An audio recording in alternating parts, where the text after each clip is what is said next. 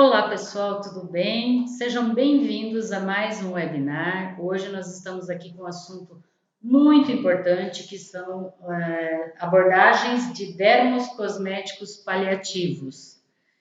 Eu sou Isabel Piatti, sou tecnóloga em estética, sou especialista em cosmetologia e saúde da mulher e também sou autora de diversas obras literárias dentro da área da estética. Uma delas, que é o tema de hoje, é a parte da estética paliativa e humanizada, onde nós estaremos abordando sobre a questão dos dermocosméticos paliativos. E o nosso convidado especial hoje, ele foi o convidado a escrever o prefácio do livro Estética Paliativa e Humanizada, que é o Felipe Ramos Schultz. Tudo bem, Felipe? Tudo bem, Isabel. E você, como vai? Tudo ótimo, graças a Deus. Hoje nós estamos aqui conversando com o Felipe sobre um tema do qual ele também é especialista, né, que é sobre cosmetologia. E nós vamos falar desse atendimento com um olhar especial dentro da estética direcionado a doenças crônicas não transmissíveis, que são responsáveis por cerca de 70% de todas as mortes no mundo, estimando-se então 38 milhões de mortes anuais, e que esses pacientes que chegam apresentando essas doenças crônicas não transmissíveis têm o olhar da multidisciplinaridade, ou melhor dizendo, tem o olhar da interdisciplinaridade. Eles são atendidos por uma equipe que é a área médica, o médico, o fisioterapeuta, o psicólogo, o nutricionista, e agora também com os olhares da estética, aonde o momento de ser atendido por um profissional da estética é aquele momento reconfortante, digamos assim, que é um dos momentos mais esperados pelo paciente, porque ele sabe que ele vai receber o aconchego, a atenção especial, o toque, o carinho. E o próprio Felipe, aqui no prefácio, Felipe, eu vou ler um trechinho aqui, ó. Outro depoimento emocionante relatado foi de uma paciente quando apontou que os nossos cuidados davam força e ânimo para que ela pudesse, dia após dia, continuar. Olha que emocionante ouvir isso. Mas vamos fazer assim, Felipe. Eu vou passar a palavra para você se apresentar e você poder explicar todo o teu conhecimento, tua prática de atendimento, principalmente atendimento hospitalar, para que elas possam entender um pouquinho mais de tudo aquilo que a gente vai falar sobre dermocosméticos paliativos. Perfeito. Primeiro, agradeço pela participação, agradeço profissionais que estão assistindo a esse webinar, que se interessam pelo assunto. É muito bom saber que existem também pessoas que querem estar com a gente nessa missão, fazendo esse trabalho de bem maior para o próximo, porque é extremamente gratificante, é transformador, é enriquecedor. A gente acredita que a gente vai levar para esses pacientes alguma coisa, e a gente de fato leva muito carinho, leva muito conhecimento, muita recuperação, mas a gente também ganha uma visão de mundo muito diferente. Então, esse é o primeiro ponto. Agradecer a vocês por se interessarem. Para quem não me conhece, meu nome é Felipe Schultz, eu sou professor universitário, já tem mais ou menos 8 anos, sou mestre pela Faculdade de Medicina do ABC, em Ciências da Saúde, onde eu tive a oportunidade de me aventurar e me aprofundar no universo da biologia celular e molecular. E não somente isso, sou esteticista, né? Então, como base de tudo, o meu iniciar da jornada, do caminho, começa aí, na estética. Eu sempre costumo falar nos momentos que eu converso com outros profissionais, seja em webinar ou seja em lives, que a gente sempre escolhe inicialmente uma profissão de formação de base. Então, o esteticista hoje, ele é uma formação de base. Eu escolhi estética. Por que eu escolhi estética? Porque eu vou cuidar de alterações inestéticas corporais, alterações inestéticas faciais, eu vou cuidar de uma proposta de bem-estar. Mas daí, quando a gente se forma, Felipe, fica aquela dúvida: poxa, eu me formei, eu estou começando na área, que é muito comum a gente ouvir isso dos profissionais, né? Eu estou começando na área, mas eu ainda não me identifiquei exatamente com o que eu quero. E cabe a nós, educadores da área, assim como você, eu também atuo na área como professora em muitos momentos, cabe a nós oferecer olhares diferentes, mostrar caminhos diferentes para que ocorra uma especialização do profissional. Então, o profissional, ele decidiu a carreira de base, que é a formação de base. Agora ele precisa entender o que ele vai poder atuar.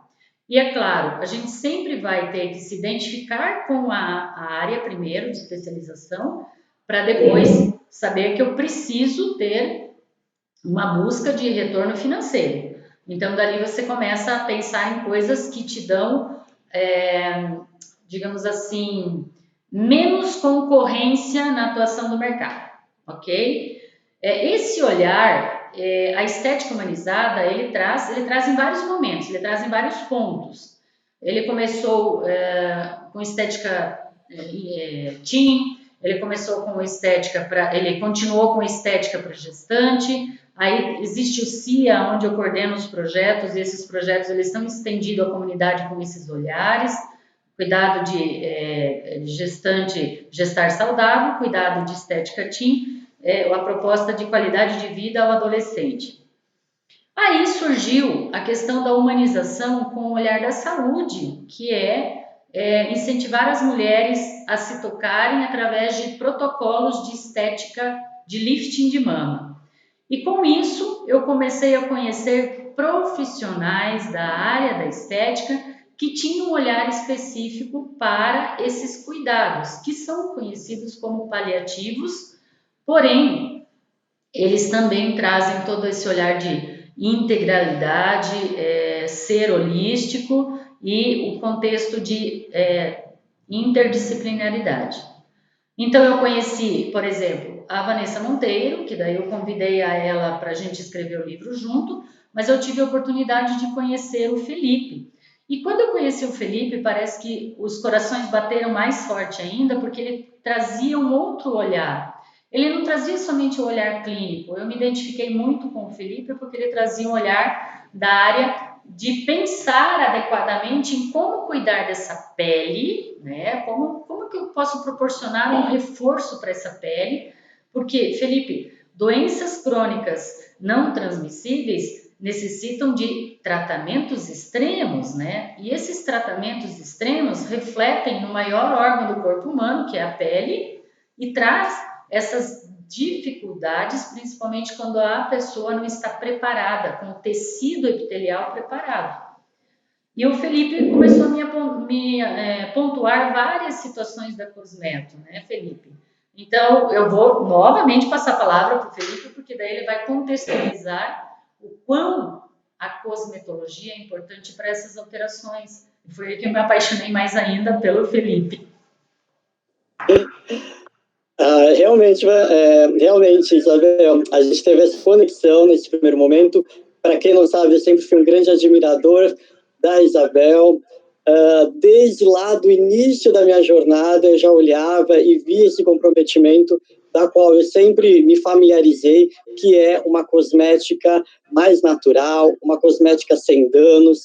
Então, ela foi, digamos que, uma fagulha, né, de incentivo e de brilho ali no final do túnel, porque a gente sabe que hoje se fala bastante na cosmética natural, mas ainda assim tem muita coisa para a gente evoluir, e ainda assim, lá atrás, a gente via pouco cenário sendo explorado nesse sentido. Então, realmente, é um ponto que eu gosto sempre de destacar. E quando a gente começa a falar, então, dessas alterações de pele, a gente vai observar que, diante de todas essas doenças que aparecem nesse nicho do do paliativo, do hospitalar, a gente vai observar que existe uma base, que é a base da saúde da pele. Se eu não, por exemplo, tenho essa base, todas as outras alterações decorrentes do tratamento, seja, como a gente comenta, dependente de qual é a doença que você esteja trazendo, portando, mas se você não tiver essa base, muita coisa negativa, muitas alterações, elas se desenvolverão, ou então elas agravarão, se tornarão ainda pior. Por isso, uma das coisas que a gente vai fazer aqui nesse momento é entender que a hidratação é o ponto-chave.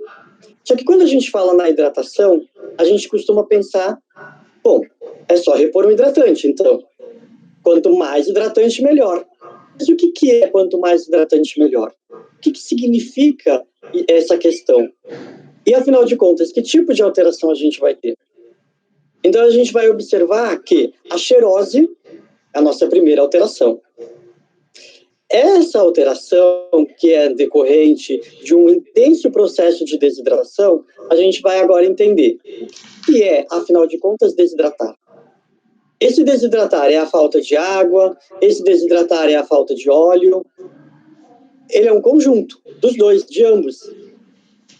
Então, por isso, esse é o nosso primeiro nicho, onde a gente vai pensar quais são os meios de repor essa hidratação e como a gente consegue construir um protocolo diante desse problema, porque ali é a nossa base. Se a nossa pele não tem hidratação, ela vai gerar diferentes reações fisiopatogênicas, que é onde a gente fala desses agravamentos ou, então, do desenvolvimento dessas alterações cutâneas. Então, por isso, repor água e óleo é o nosso ponto de partida. Olha que bacana. E esse mesmo raciocínio que você acabou de nos mostrar, que foi assim bem esclarecedor, ele é independente do tipo de alteração que vem apresentar, porque tem a eritrodiestasia palmar e plantar, palmo-plantar, que a gente conhece como síndrome de mãos e pés. Mas também existe racho cutâneo, existe xerose, existe hipersensibilidade.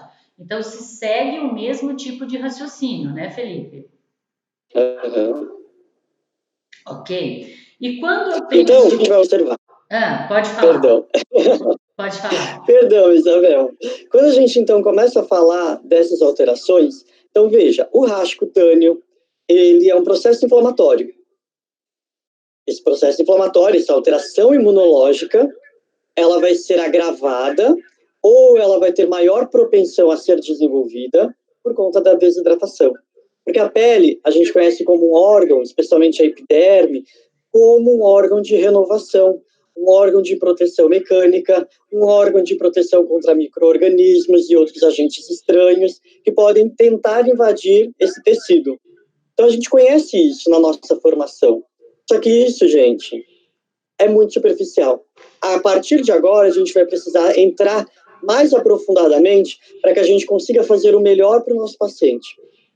Então, veja, o que eu quero dizer aqui para vocês é que a nossa pele é um órgão imunológico, ela é um órgão endocrinológico. Então, é através da pele que eu tenho, por exemplo, a liberação de citocinas ou inflamatórias, que a gente vai então ter uma categoria, essa é uma categoria que engloba milhares de agentes, como, por exemplo, as interleucinas.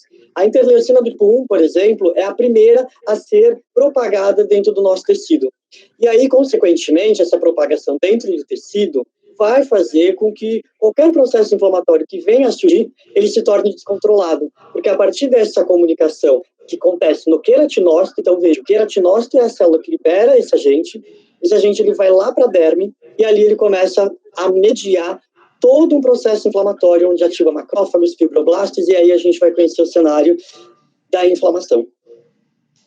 Então veja como cuidar da nossa primeira camada, a camada mais externa, é algo fundamental. Isso eu estou falando que é uma fagulha, uma agulha, um grão de areia dentro do universo que é a pele. Sim, e ao mesmo tempo, Felipe, a gente tem que pensar que todas as doenças crônicas, elas vão necessitar de um tratamento e que esse tratamento tem esse reflexo na pele.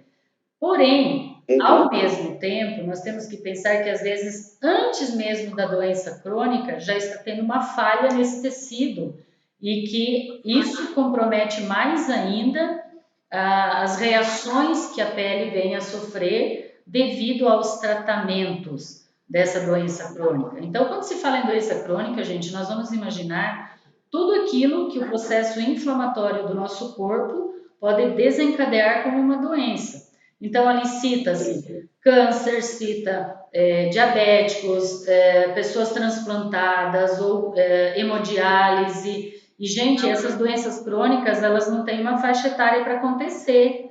Ela acontece em determinadas faixas etárias aleatórias e não tem gênero também. Então, é um produto que pode ser, um raciocínio de cosmético que deve ser levado em consideração a qualquer faixa etária e a qualquer gênero de atuação.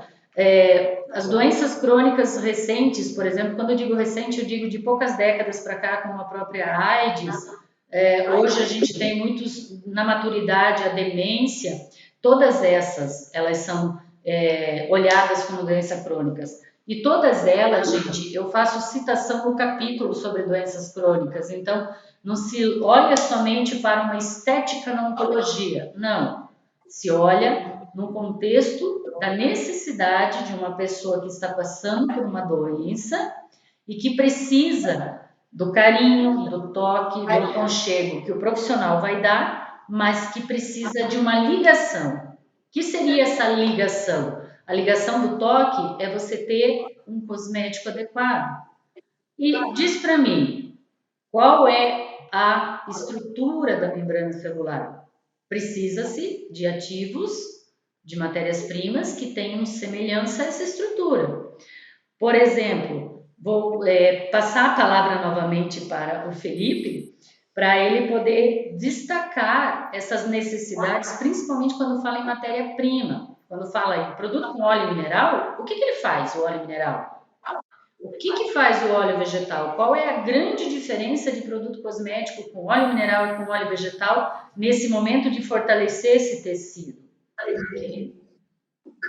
Então, olha lá, gente, isso que a Isabel está perguntando é algo primordial, é algo muito importante. Porque veja que hoje a gente tem alguns princípios ativos, como a parafina líquida, o petrolato, que são princípios ativos que acabam gerando dentro do tecido um excesso de emoliência. Esse excesso de emoliência, ele vai dificultar diferentes reações enzimáticas que a gente tem na epiderme. Consequentemente, como pode ser, por exemplo, observado numa famosa dermatologista chamada Leslie Bauman, não sei se vocês já ouviram falar a respeito dela, ela é uma profissional que fala, inclusive, tem um livro que a gente utiliza muito na pós-graduação, se chama Pele Saudável, fala dos 16 tipos de pele, e não somente aquele conceito de 4 tipos que a gente conhece. Ela também não fala só a respeito disso, ela fala de uma proporção equimolar que vai fazer com que a gente consiga efetivamente repor a hidratação da pele. Se eu não penso nessa equação, essa proporção de princípios ativos, por exemplo, lipídicos, que é o que ela propaga, você acaba gerando uma retenção de água, então você tem uma perda de água transepidermal zerada, a água não evapora através da nossa pele, só que ela também prejudica, porque a não evaporação da água faz com que esse processo de emoliência de modo excessivo aconteça e o excesso de água atrapalha, então, essas reações enzimáticas epidermais, e que, consequentemente, vão afetar estruturas mais profundas, que é a derme.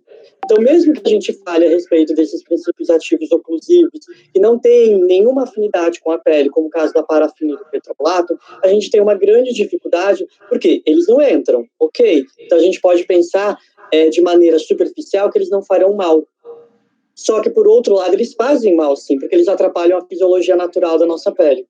Então, é baseado nesse conceito, nessa estrutura, que a gente tem que olhar com muita cautela sobre esses princípios ativos, porque a gente aqui, sabe que, quando a gente faz o uso dos óleos vegetais, a gente tem uma ação que não é muito bem descrita na literatura, mas que, se você observar nesse conceito de perda de água transepidermal, você vai entender do que eu estou falando, que é justamente que esses ativos, eles são ativos semi-oclusivos. Então, é uma coisa que ninguém fala na literatura, inclusive, até, Isabel, e que eu, através das pesquisas práticas, e também observando aquilo que a gente tem de disponível na literatura, fazendo a associação dos dois universos, né, porque ciência e clínica tem que andar junto, porque só ciência não faz verão e só clínica também não, é que quando a gente coloca os dois juntos, a gente tem realmente a melhor compreensão do todo. E esse todo, eu digo para vocês que se eu uso essa parafina, esse petrolato, no tecido, eu entumeço demais, eu atrapalho as fisiologias. Então, o uso dos óleos vegetais é um ponto de partida que a gente vai falar a respeito nesse momento. Os óleos vegetais, que são os repositores lipídicos, e alguns deles até fazem ações umectantes de reposição hídrica, como, por exemplo, a manteiga de cupuaçu. Não sei se eu estou até já entrando aqui, né, acelerando o processo.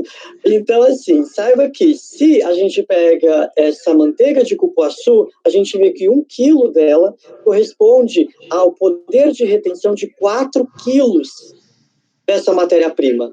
Então, veja, se eu passo essa matéria-prima, que é a manteiga de cupuaçu, no meu tecido, olha qual é o tamanho de recuperação de modo rápido, efetivo, e que não vai tamponar essa pele a ponto de não ter esse processo de transpiração e, consequentemente, eu conseguir manter as minhas ações fisiológicas caminhando de uma maneira mais adequada. Então, novamente, isso, princípios ativos que vão estar potencializando porque levam água e também levam óleo, que é a base da nossa hidratação. Quando a gente fala em hidratação, a gente pensa normalmente só em água.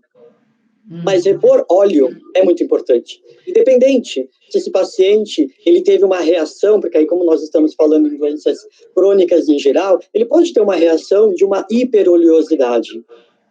Ou, o que é mais comum, a xerose.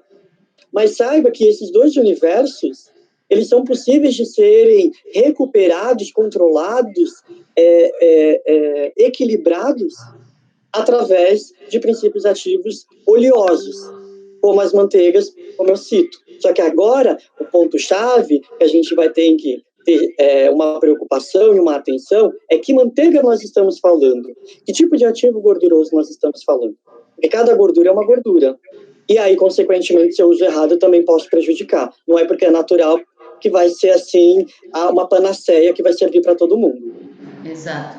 E lembrando também, Felipe, que é importante entender a necessidade de reposição de eletrólitos, é importante entender que o óleo mineral e a parafina, eles não são semelhantes à estrutura da membrana plasmática, que é fosfolipídica.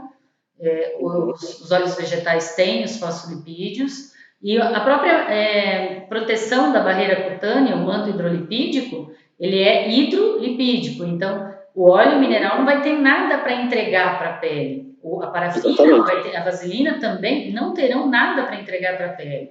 Então, quando você pensa no raciocínio cosmetológico inteligente, você tem que dar algo que tenha troca para isso. E os minerais, por exemplo, os minerais e aminoácidos, eles são encontrados em substâncias compostas como um fisiogenil, um prodel, que pode ser o 600 ou 400, uma água de coco verde integral, que vai ter os aminoácidos e os sais minerais, que são importantes também nessa reposição de eletrólitos. Por quê? Numa pele sensibilizada, seja ela pelos tratamentos de doenças crônicas, ou seja ela por uma característica adquirida de forma genética, como uma pele, como é que eu posso dizer, uma psoríase ou uma dermatite atópica, eles também precisam desse olhar da cosmetologia para que tenham um controle adequado de reposição no manto de proteção da pele, que é o manto hidrolipídico e barreira cutânea. Então, quando se fala nesse sentido, a gente começa a raciocinar de uma forma inteligente e a gente então tem a cosmetologia inteligente, tem a cosmetologia livre de toxicidade, livre de substâncias tóxicas que causam malefícios para a nossa pele. Eu acho que vocês estão entendendo porque que eu e o Felipe nos encontramos e nós identificamos muito, né? A Exatamente. paixão veio meio que mútua dos dois, porque quando a gente senta para conversar, pessoal, é disso para mais e vai horas conversando. Mas aqui a gente vai procurar ficar dentro do nosso limite de horário dentro de um webinar, tá? É Então, verdade. a cosmetologia, quando eu conheci o Felipe, voltando a contar um pouquinho da história também, eu fiz uma troca de experiência porque alguns estudos ele estava realizando em experiência de hospitalar, né, junto com os seus alunos, que é uma possibilidade muito próxima da estética, gente, a esteticista estar em hospitais. Eu não digo que você necessariamente trabalhando com estética paliativa vai fazer isso, não é necessário estar no hospital. Mesmo porque, Felipe, tem muitos profissionais que não se identificam com a doença. Ah, eu não gosto de cuidar de pessoas doentes. Então, eu acho que a primeira coisa que tem que ter é sentir a missão de se trabalhar com aquilo.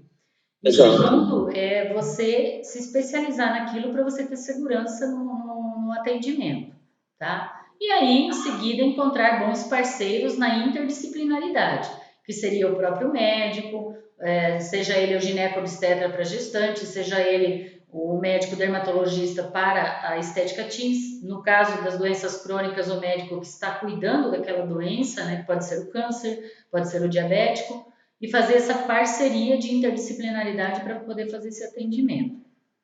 Então, na cosmetologia, ela chega como esse instrumento maravilhoso para nós podermos estar atuando de uma forma muito segura e fortalecendo de forma correta essa barreira, tá? Sim. Felipe, os profissionais me perguntam assim, mas Bel, eu preciso trabalhar com a estética nesse olhar humanista, somente com doentes, ou eu posso estender para outras situações? Aí eu coloco da seguinte forma, gente, o doente sempre tem um cuidador. E o cuidador não necessariamente está doente, entre aspas, digamos assim, não necessariamente está doente, mas ele também precisa dos olhares de uma estética humanizada para que ele seja cuidado junto. Você tem alguma experiência nesse ponto de olhar para o cuidador junto com o olhar do paciente para transpor isso para a gente na tua experiência tanto de professor como também de clínica? Então, uma coisa que é importante até, Isabel, que eu não comentei lá no início, e que aí eu então enfatizo aqui nesse momento, para quem não sabe, eu atuo dentro desse segmento desde 2010, 2011 aproximadamente. E dali a gente foi destrinchando e foi desbravando diferentes setores. Então, já tive a oportunidade de passar não só por mas alguns hospitais, e não somente em uma ou outra área, mas em várias áreas.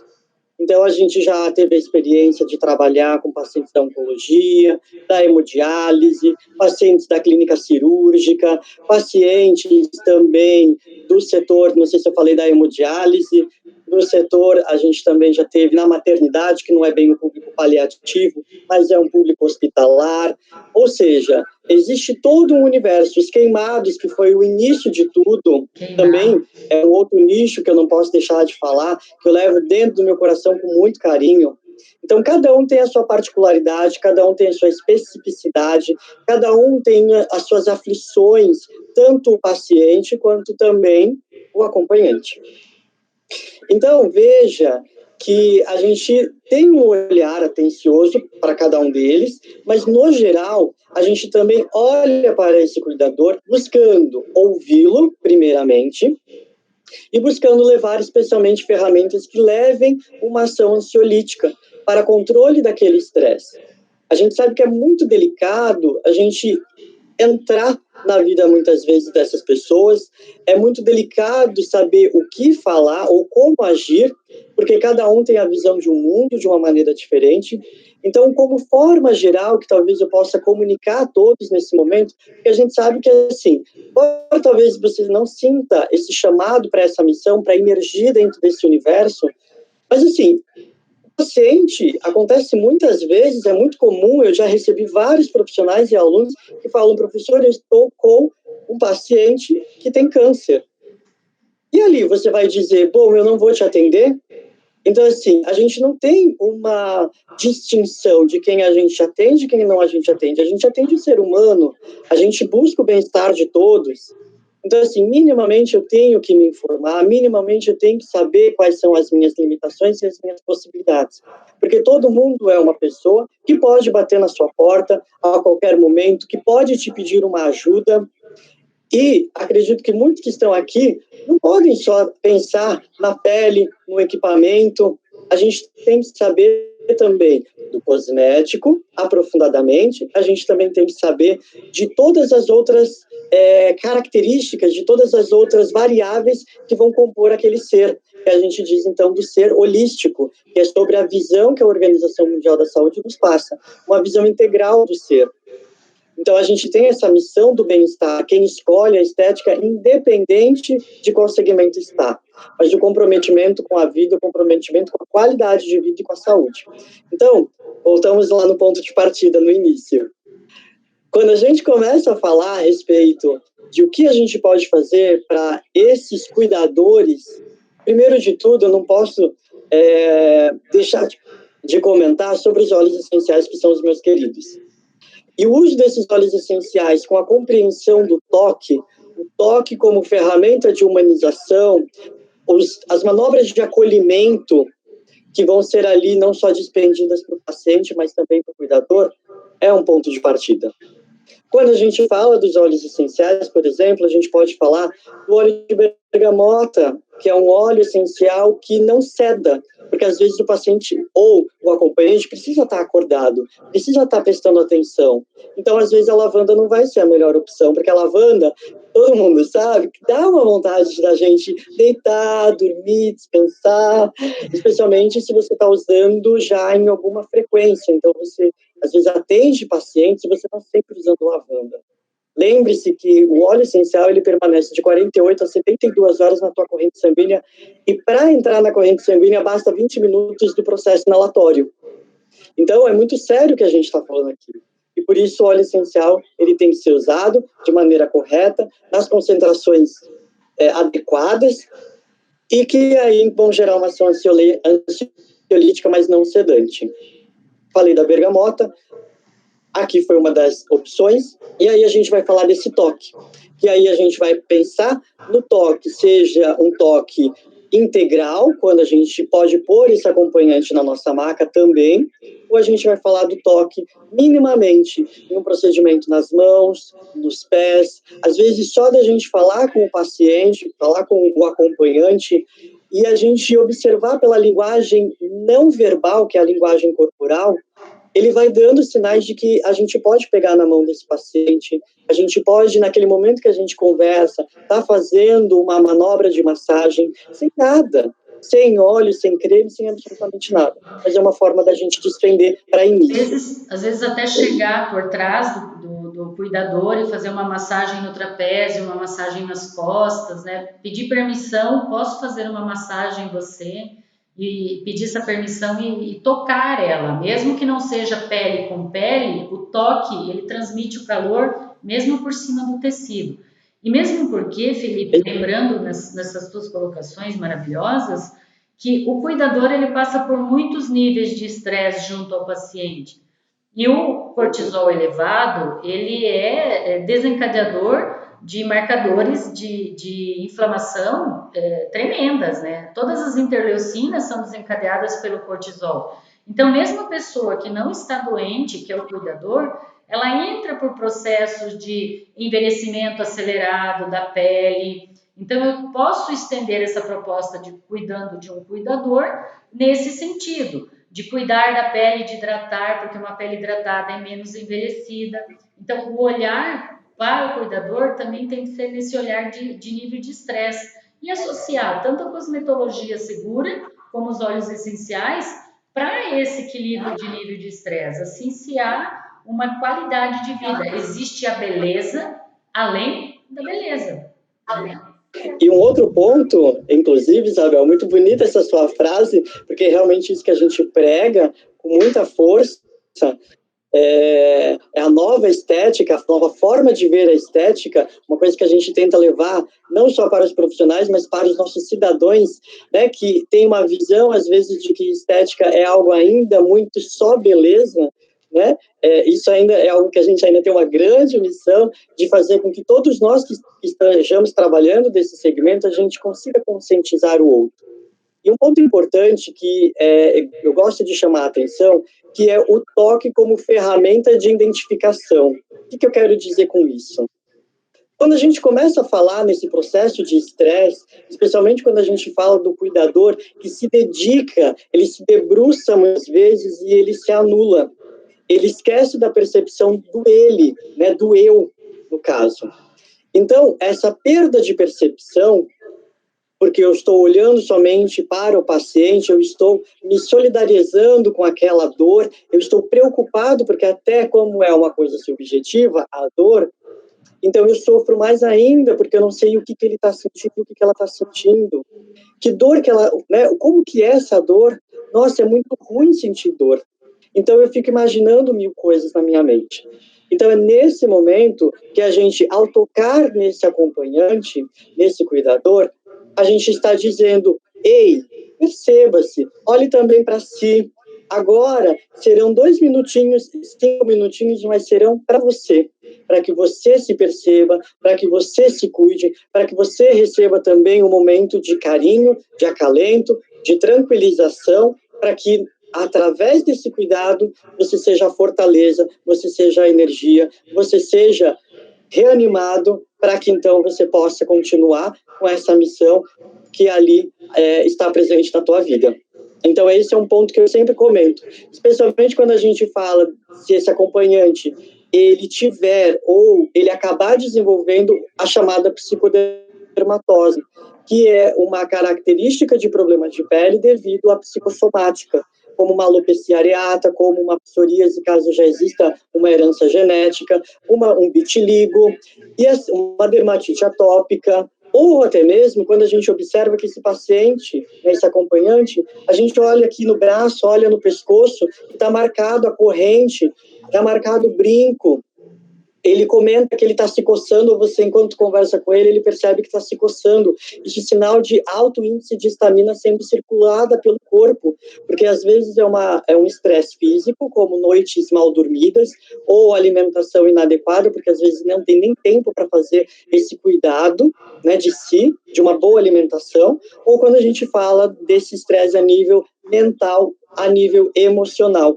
Então, veja que o estresse ele não está somente presente em um momento ou ou numa camada do nosso corpo. Novamente, eu retomo, olhe para as pessoas de modo holístico, integral, olhe elas como comportamento, como fala, como olho no olho, olhe também para a pele.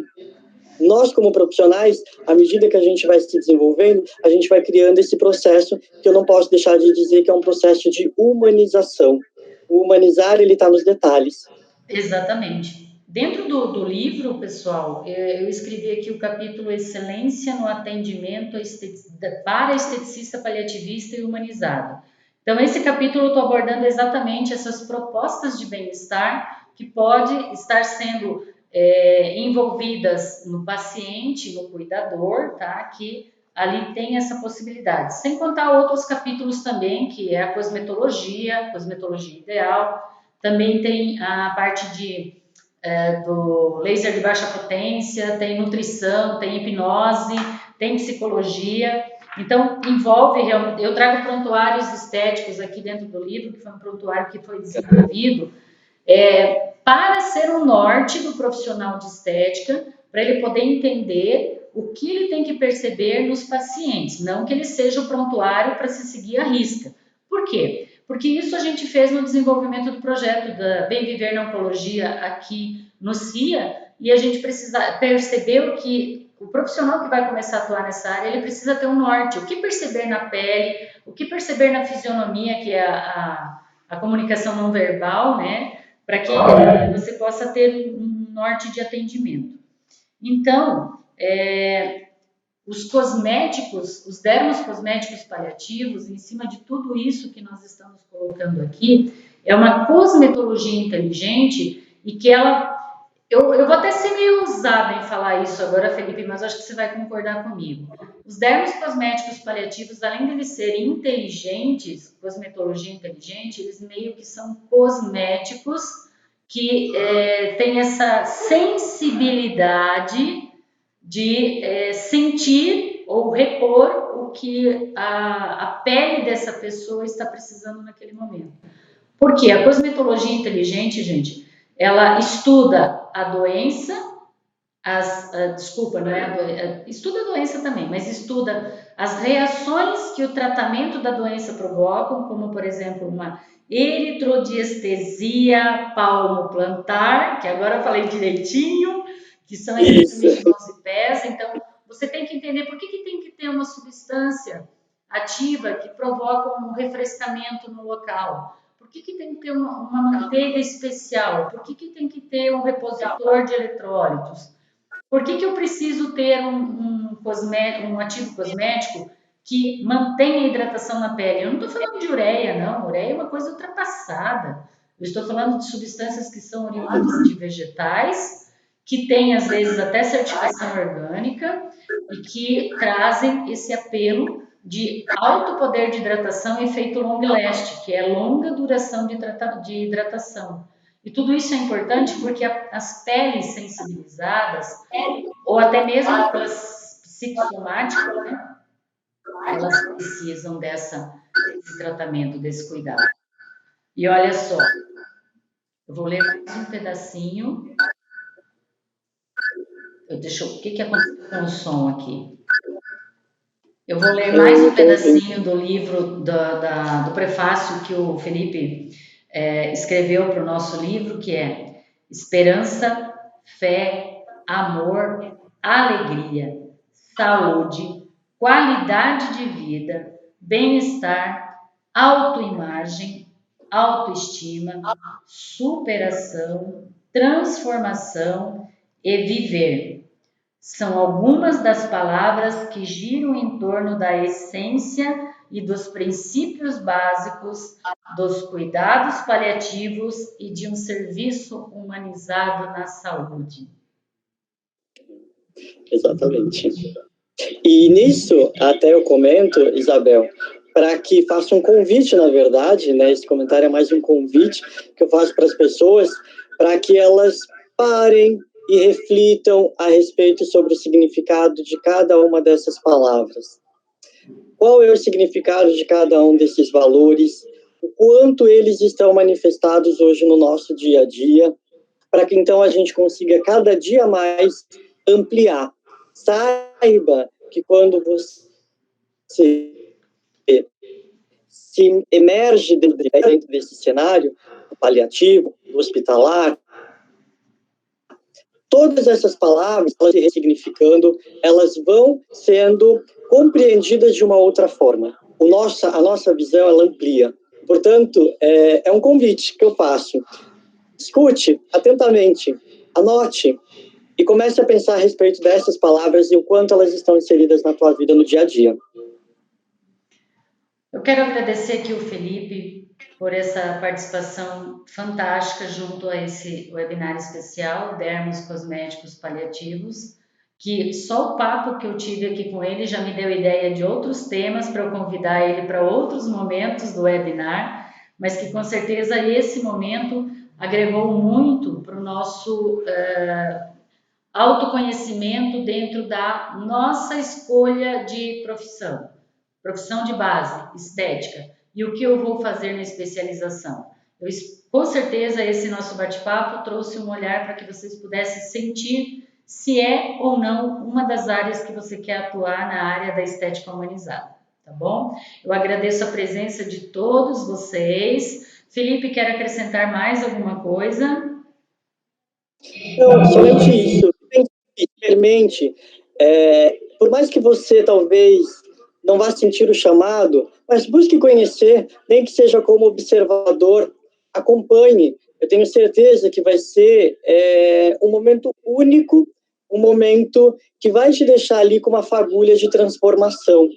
Ele é um ponto de partida para que a gente também pense em vários dos valores que nós comentamos, de quais outros a gente também pode agregar, e a partir disso entender que hoje precisamos cada vez mais de uma estética humanizada, de um cuidado com o próximo, com o outro, para que a gente possa, a partir disso, sempre fazer uma mudança cada vez melhor para todos, seja paciente, seja acompanhante, seja como profissional, seja como um espelho para que outras pessoas possam também entender que elas não estão deixadas à margem, que elas não estão deixadas de lado, que nós todos podemos, com os diferentes conhecimentos que nós temos, das nossas diferentes áreas, à medida que a gente traz a humildade no nosso coração e o desejo de cuidar do próximo, de fazer algo que pode beneficiar o próximo, a gente consegue cada vez mais um universo melhor, cada vez mais um processo de aprendizado, não pela dor, mas sim pelo amor. Então, essa é a mensagem que eu gostaria de deixar para todo mundo, refletir sobre tudo isso e experimentar, vivenciar, como, pelo menos, como eu disse, como um observador. Com certeza.